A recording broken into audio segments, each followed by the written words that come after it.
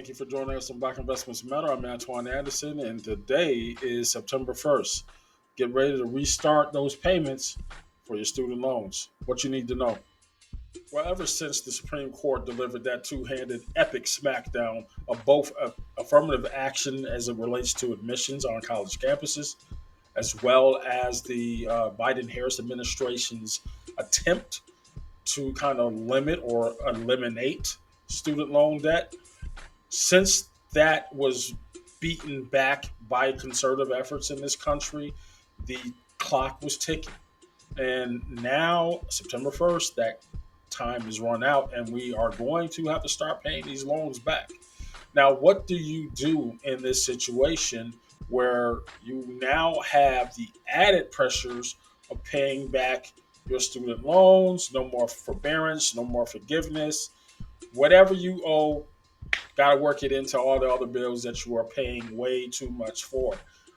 As people are literally losing their homes left and right, highest foreclosure rates, highest eviction rates in decades, if not ever.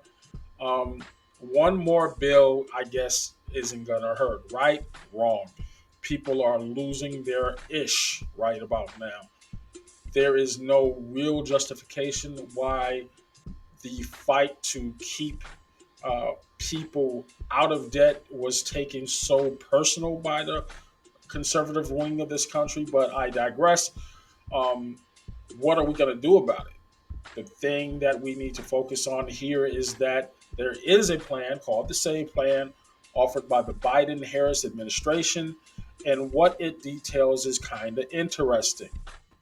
The biggest part of this new SAVE Plan is focusing on the payments themselves. Yes, you're going to have to make payments, but it is trying to cut those payments, which are capped at 10% of your discretionary income, down to 5% of your discretionary income.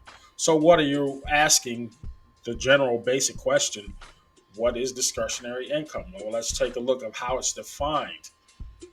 Discretionary income differs from disposable income. Okay, discretionary income are the amounts of money that a person has after their shelter is paid for, after their food expenses are paid for, their clothing, and any health care.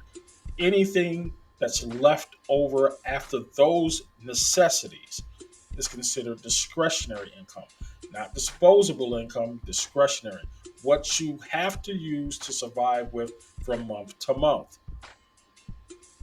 Well, I can already hear the wheel spinning in your head, and you're saying to yourself, well, how much or what are we looking at as the average American's discretionary income? Okay, the Motley Fool did an article. Um, and in this article, which was dated 2018, claims that the average income, let's say, for example, is $2,500 per month. It pegged your discretionary income. That is the income after you paid for your shelter, your food, and your clothes. Just those three things. Says that after those necessities are met, you should have $1,100 left, which would mean under the Biden plan, 5% of that $1,100, which is what, 110 bucks. Slow your roll. Nobody, and I mean nobody, in several states are at a $800 or $900 a month rent, let alone the cost of food. It's just not happening. Those numbers are not what the reality is in America right now. $2,500 a month income means that you are working two jobs, because that might cover your 1 or 2 bedroom apartment here in Atlanta. And this is one of the least expensive big city markets in the country. A place like New York, you're getting maybe about 700 square feet, and you're paying what, $3,000 a month. Um, Anybody who doesn't have a roommate, you are messed up right now when it comes to those kind of calculations. So as far as the discretionary income being at $1,100, I mean that's just pure fantasy right now. So what that means for the borrowers in these cases is that whatever that discretionary amount is, it's going to be capped at 5%. So is that a means or a way to celebrate this action? Not so fast. There's already a conservative effort to sue the Biden administration on even that. So while we may look at a $25 a month student loan bill being capped as a way to get out from under, really, it's not really going to help the average American right now. Yeah, they're paying their share. They're paying their debts. You know, we've all gone through college. Anybody who's gone through college, you know, you got to pay that money back. At the same time, you cannot make the financial burden so high that it pushes them into poverty even further. People can't make it right now. We had this discussion on many different channels, but it's just not getting any better, and it won't get any better anytime soon. Interest rates are going up. Borrowing and lending is getting harder and harder to do. The cost of food is just astronomical.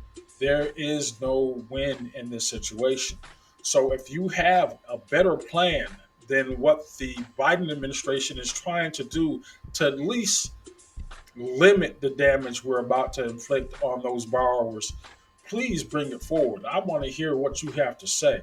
Go ahead and leave some comments below and let us talk about some ways to try to keep people from falling further into debt by trying to maintain a household and pay back their student loan debts. Remember, time is money. Not all money is good money, so watch how you invest it. I'll talk to you later.